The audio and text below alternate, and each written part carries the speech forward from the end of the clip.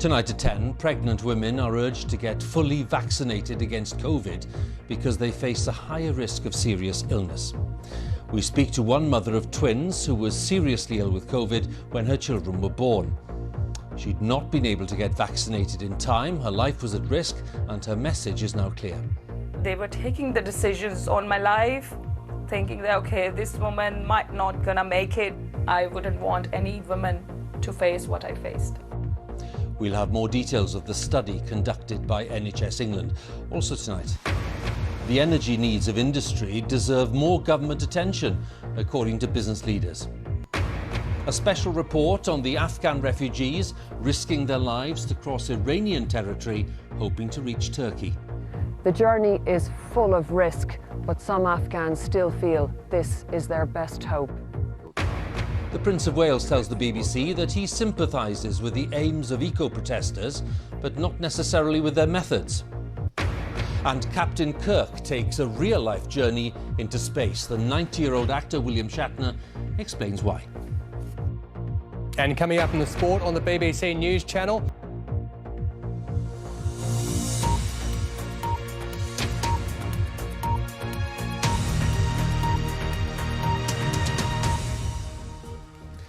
Good evening. Pregnant women are being urged by the NHS to get fully vaccinated against COVID.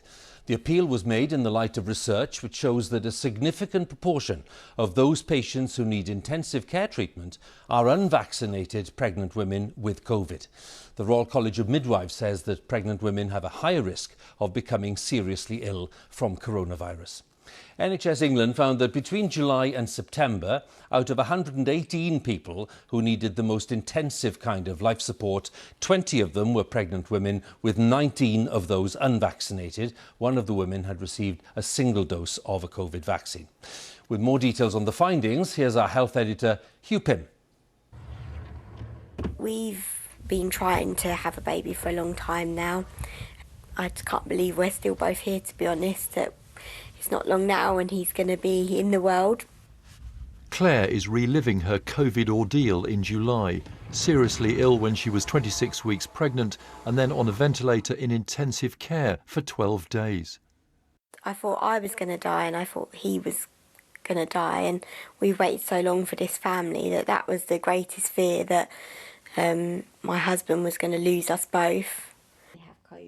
Claire did her own research on the vaccines, but by the time she decided to have the jab, it was too late. She'd got the virus. Along with medical experts, she's appealing to expectant mums to get vaccinated. Some said guidelines earlier this year were confusing, but health leaders now say it's clear COVID can create serious risks for pregnant women. If they become unwell with COVID-19, they're more likely to need intensive care. They're also more likely to give birth prematurely, and that has long-term effects for the baby. They're unfortunately more likely to have a stillbirth and much more likely to have a caesarean section. Here at Royal Papworth Hospital in Cambridge, there's a specialist unit using technology known as ECMO, in effect an artificial lung. Some women who've just had their babies have become so sick that they've had to be brought here to this unit for treatment, with the most intensive form of life support available for COVID-19 patients. Rachel is a consultant here. She's witnessed the heartache for mothers treated away from their babies. I think it's devastating for the mother, for the family and for our staff, seeing women being separated from their babies for weeks, could be months. Often see tears in the unit from both sides. Sultana was one of those mums. Her twins were delivered by emergency caesarean because she was so ill with COVID. She had to be transferred without them to intensive care at Royal Papworth. Hello again. Now the main stories in London. Born. I had no idea the babies are born. They are kept somewhere else. I am lying down somewhere else, deteriorating, and they were taking the decisions on my life, thinking that, okay, this woman might not gonna make it. Sultana says she didn't get to hold her baby girls. 41 days, this will always be a gap in my life. My husband was taking care of them, changing their nappies. my sister was doing that, why I was not doing that? That gap can never be filled. Regardlessly, I have the diaries, I have the photos. I was seeing them through the screen. So I wouldn't want any woman to face what I faced. Why so excited today, huh? These are happier times. She hadn't had a jab because she got ill in the early stages of the vaccine rollout. But her plea to all expectant mothers is to get vaccinated, as it can help families as well as protecting mums-to-be. Huw Edwards, BBC News. The Health Secretary, Sajid Javid, has written to secondary school students in England urging them to get vaccinated. The government says all 12 to 15-year-olds will be offered jabs before the half-term break this month, beginning on Friday. But so far in England, only 11% in that age group have been vaccinated. In Wales, the figure is 24%. In Scotland, it's 36%. And as yet, Northern Ireland hasn't started vaccinations for 12 to 15-year-olds. Our health correspondent Dominic Hughes has more details. The decision to vaccinate all 12 to 15-year-olds was complicated. The health case was finely balanced, but other factors like the impact on education through missed school days meant the UK's chief medical officers decided it should go ahead. For this head teacher in Greater Manchester, it was the right decision, but not one he wants to force on parents. We've made sure that we give all the information to the parents from the local authority. We've been very clear that we are not a vaccination centre. We haven't been effectively promoting vaccinations, and we've left it up to the parents and the pupil to make that decision. Well, it's now 3 weeks since the launch of this vaccination programme for 12 to 15-year-olds, but there are some concerns that, in England at least, it's been a bit of a slow start. A number of factors have affected the rollout. Schools need to get parents to sign consent forms. Parents who are hesitant about vaccines need to have a discussion with a health professional to address their concerns. And while drop-in centres are used in Scotland, jabs in England are only delivered in schools. High infection rates among pupils have also delayed the process. You have to wait 28 days after testing positive before you have the vaccine. So far, vaccination rates in Scotland are much higher, perhaps reflecting that use of drop-in centres. The NHS in England says almost 200,000 children have already been jabbed, and experts believe the programme will make a difference. Not only does this vaccine help to prevent severe disease and hospitalisations and, of course, deaths, but it also helps to reduce transmission. So if we have 12 to 15-year-olds vaccinated, they're not only less likely to be sick, but they're also much less likely to give this virus to someone else. And the parents we met in Altrincham were happy to give their consent. They need to be secured as well. That's good for their education too, to stop them That's being... correct, yeah. Stop spreading the virus, definitely in the class, because there is many students in there, so why not? We just looked at both the positive and negative side of the vaccinations, and we decided in terms of avoiding the risk for this COVID, we'd like to take Pfizer for my son actually. There are some concerns that after a good start, the vaccination programme across the UK has stalled, at least compared to other European nations. The progress of this latest rollout will be an important test. Dominic Hughes, BBC News, Altrincham. Let's have a look at the latest official figures on the pandemic. They show there were 40,224 new infections recorded in the latest 24-hour period. That means on average there were nearly 38,000 new cases per day in the past week. As of Friday, there were more than 6,500 people in hospital in the UK with coronavirus. Another 28 deaths have been recorded. That's of people who died within 28 days of a positive test result, which means on average there were 11 deaths per day in the past week. And then on vaccinations, 85.5% of the population aged 12 and over have had their first dose of a vaccine, and 78.6% have been double vaccinated. The Business Secretary, Kwasi Kwarteng, has now made a formal request to the Chancellor to support industries affected by soaring energy prices. Yesterday, Treasury officials reportedly accused him of making up claims that he'd already held talks on the matter. During the day, the steel industry asked ministers to stop sitting on their hands and to come up with a swift solution, as our Consumer Affairs correspondent Coletta Smith explains. Welcome to Europe's biggest bottling plant. They make 5 million bottles a day here. And these furnaces have to get up to 1600 degrees Celsius. All of this is powered by gas. It's extraordinary times. We haven't seen anything like this since we started in business. At the moment, domestic customers are partly shielded from the current price spike because of the price cap and fixed deals. But big companies like this one are feeling the heat right now.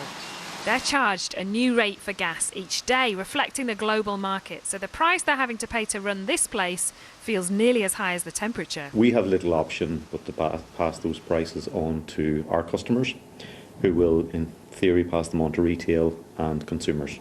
And that should be a big concern, I guess, for government and for all of us.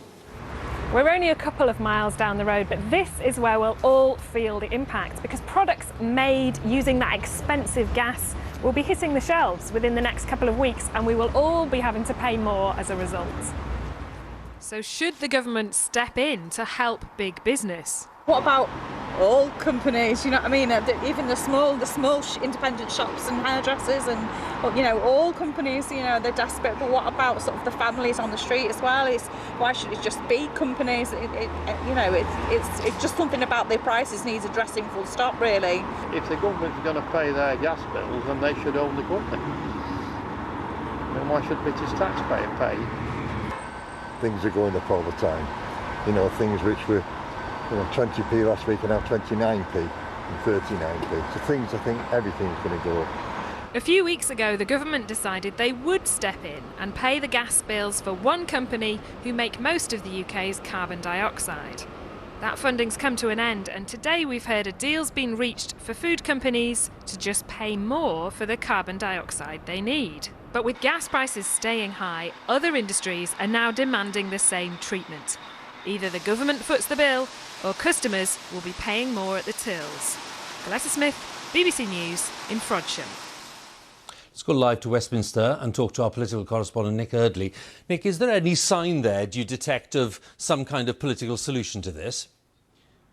Well, Huw, ministers have been really struggling to put on a united front over the last 36 hours. Yesterday we had the business secretary saying that he was in talks with the Treasury. A Treasury source denied that and said the business secretary was mistaken. And with the Prime Minister on holiday, it was left to his spokesman to insist that ministers across departments were working on a solution together. There has been a concrete proposal from the business secretary to the Treasury tonight. That's likely to involve loans. It's likely to cost hundreds of millions of pounds over the next few weeks. There's no confirmation from Number 10 about its position. The Treasury is still working through the various options, but the expectation in the business department tonight is that they have the Prime Minister's backing to bring in a significant support package in the next few days. Nick, many thanks again. Nick Eardley there, our correspondent at Westminster. Well, the Prince of Wales has told the BBC that world leaders heading for the UN Climate Change Conference in Glasgow next month must take bold action on global warming rather than just talk. In a wide-ranging interview, Prince Charles also said he understood why climate change activists took to the streets, but he said that actions such as blocking roads were not helpful. He was speaking to our climate editor Justin Rollout in the gardens of the Balmoral estate in Royal Deeside. Lovely to see you. Great to see you. Made it. This was a rather empty field that the farm didn't need anymore.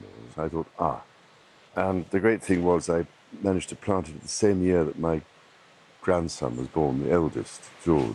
It's a legacy and inheritance for your grandchildren. How worried are you about the state of that inheritance? Deeply worried. I've always felt that we're somehow trained to believe that nature is a separate thing from us and we can just exploit and control and suppress everything about her without suffering the consequences. The narrative has changed. You know, lots of the things that you said are now mainstream. It's taken far too long. World leaders are gathering in Glasgow to talk about the kind of issues that you were... Yeah, but they just talk. And the problem is to get action on the ground, which is what I've been trying to do for the last 40 years. What about the people who protest? What about kind of Extinction Rebellion? Do you understand why they go out and disrupt the streets? Yes, but it isn't helpful, I don't think, to do it in a way that alienates people. So I totally understand the frustration. The difficulty is how do you direct that frustration in a way that is more constructive rather than destructive. So people should really notice how despairing so many young are. Is our government doing enough to make these things happen? I couldn't possibly comment. It's true to say that you've got a pretty hefty carbon footprint. It must take a lot of gas to heat a palace.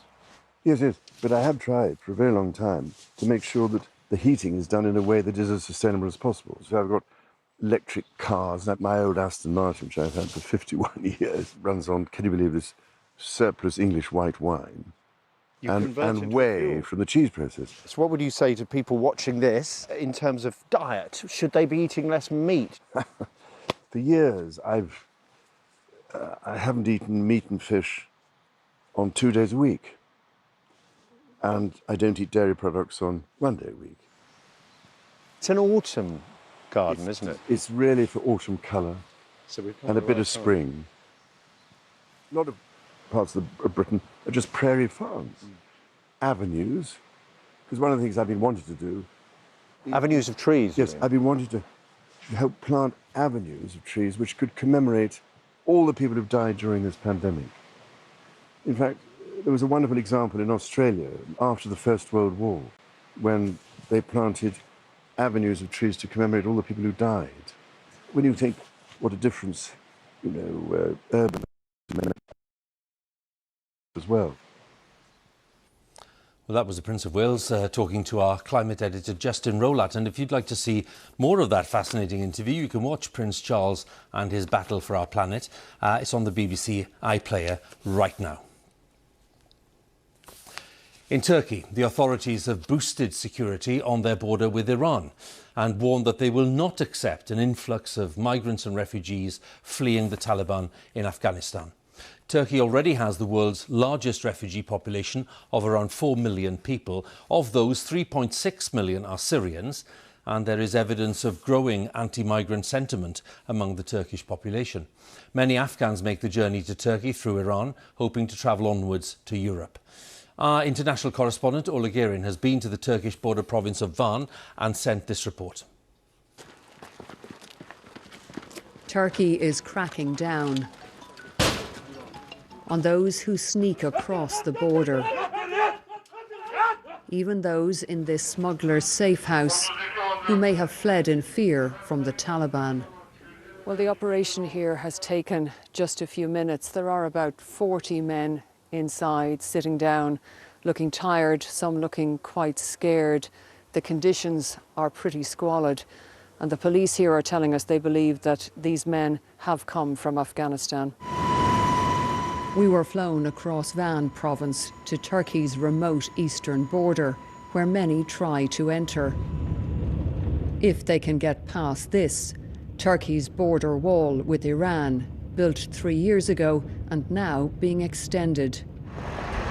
Since the fall of Kabul, reinforcements have arrived. There's been an about-face in Turkey on refugees and migrants. The country has already absorbed 3.6 million Syrians. The local governor, Mehmet Emin Bilmez, says there'll be no influx across this border. Gece gündüz askeri birliğimiz, jandarmamız, polisimiz koordineli bir şekilde 7-24 saat esasına göre çalışmaktadır ve buradan geçişin mümkün olmadığını, onun için zor durumda olup belki göç etmek zorunda olan insanların da buraya yönelmemesi gerektiğini, burada geçişin mümkün olmadığını belirtmek istiyorum. The watchtowers here were funded by the European Union. It doesn't want a new wave of arrivals reaching its doors. Take a look at the terrain here. This is a mountainous region. It's exposed, the ground is rough, and crossing Iran to reach the Turkish border here can take a month or more. The journey is full of risk, but some Afghans still feel this is their best hope. Like this group, who we found on Turkish soil. So all army? Among them, men who stood against the Taliban, Afghan soldiers and police, like Syed Muslim from Kabul. Here he was, proudly serving his country. He told us in recent weeks the Taliban have killed some of his brothers in arms, despite promising an amnesty. چندین نیروهای ما را از برادرای ما از بچهای عمو کاکاهای ما را شهید کردن از قومای ما را شهید کردن اید به این گپشان اونا اطاعت نکردن و ما را اخطارنامه دادن اونا عمو طالبی که سابق بودن عمو طالب هستن فرقی ندارن اونمو طالب سابق هستن. Soon they were on the move and on the run, hoping to avoid capture by the Turkish police. Okay, we're coming, Syed Muslim tells the waiting smuggler. But since we filmed these pictures, he and some of the others have been detained. They can no longer go forward, and they dare not go back. Orla Guerin, BBC News, on the Turkish-Iranian border. The family of a healthcare worker who died after the Manchester Arena bombing in 2017 have criticised some of the emergency sexual services. assault allegation. The inquiry into the bombing has heard that John Atkinson might have survived had he been treated more quickly. Today his family refused to accept an apology from the ambulance service's operational commander on that night. The Royal Society, that's the learned body founded in 1660, which includes some of the world's most eminent scientists, says it's looking at every possible option for improving the number of black scientific researchers. Eminent black scientists have told BBC News that they believe the field of research is institutionally racist and suffers from systemic bias. Black people account for just 1.7% of research staff in the UK. Our science correspondent Palab Ghosh has the story. Dr. Jasmine Scarlett has been trying to get a job as a researcher for more than a year. She's a highly qualified geoscientist. Dr. Scarlett was also awarded a prestigious medal from the Royal Geological Society. But so far she's received more than 30 rejections. Sometimes I feel like, is it because I am black that I've been rejected? Particularly because most of my peers, for example, who are white, they have gone on to be successful and get positions. And I'm still stuck in this almost never-ending cycle where there's no way I feel like I can progress in my own career aspirations where others can. There's plenty of enthusiasm for science from these students starting out at Imperial College. But the data shows that once they begin research, black people drop out in greater numbers than any other ethnic group at every stage of their scientific careers. For a while I just felt like I don't belong sort of in like where I was, even though Jeriatu is one of them. She was among the brightest students at Imperial and got a first-class degree. She tells others who also left science why she couldn't see a future as a physicist. I think once you look at the faculty as well, you don't see people that look like you in those positions where they would recommend you for a PhD, where they would support you, and yeah, like you don't, because you don't see that, it becomes hard to imagine what your life would be like in that space. The latest data shows that 6.3% of black people who begin research drop out after a few years. That compares with 3.8% for white students. And it's harder to get the top jobs. 3.5% of black researchers are made professors. That compares with 11.9% for their white colleagues. I think that the research culture in the UK is definitely institutionally racist. And I think at the root of all this is the idea that academia and science and these very clever people are not representative of broader society. There's no discrimination amongst us because we're clever and smart and we're progressive and liberal. But racism and racists persist within those networks too. Senior black researchers say the problem isn't so much aggressive or overt racism, but more a lack of support and understanding. The leader of the country's most influential scientific body wants all options to be explored to change the situation. This includes tying funding to improvements in racial diversity in universities. We could look at other areas where this has been done, particularly in gender. What has worked in other areas and can we replicate that? So I think everything is on the table. I'm very open to trying to help find solutions to this, whatever they are.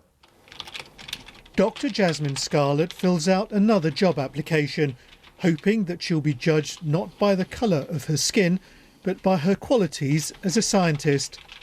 Pallab Ghosh, BBC News. Well, let's turn to tonight's football news. And in the World Cup qualifier, Wales. The veteran actor William Shatner, who played Captain Kirk in the 60s television series Star Trek, will finally get an opportunity to venture into space at the age of 90. And he admits he's terrified at the prospect. He'll be on board the spacecraft developed by the multi-billionaire founder of Amazon, Jeff Bezos. High winds at the launch site have delayed the launch until Wednesday. Our correspondent Sophie Long sent this report from Texas. As cool and calm as Captain James T. Kirk. For decades he played a character synonymous with space exploration. Now, at 90, he's about to boldly go where no nonagenarian sci-fi star has gone before. What a thing to have. He's the oldest guy that went into space. I want to have the vision. I want to see space. I want to see the Earth. I want to see what we need to do to save Earth. I want to have a perspective that hasn't been shown to me before. And you're going to hear the engine cut off. His highly anticipated blast-off has reignited interest in both the Star Trek Did exactly what I would have done. and Blue Origin brands, taking the world of PR to a stratospheric level. Now, fire blind, lay down a panic. It comes amid claims the space company has a toxic environment and failed to adhere to proper safety protocols, accusations it denies. That just hasn't been my experience at Blue. We're exceedingly thorough from the earliest days up through now as we've started our human flights, and safety has always been our top priority. Rocket man, burning out his fuse out here alone. There's debate over whether he'll return to Earth an astronaut, but as he himself said, he will be a real rocket man. Like Blue Origin owner and Star Trek superfan Jeff Bezos, he'll experience zero gravity before gliding back to Earth. The billionaires leading this space race say it's more than a rocket-fueled ego trip. Yeah, well done. They claim it could help us all to live long and prosper. Sophie Long, BBC News, West Texas. Let's hope there are no Klingons in sight on the way. That's it. Now on BBC One, time for the news where you are. Have a good night.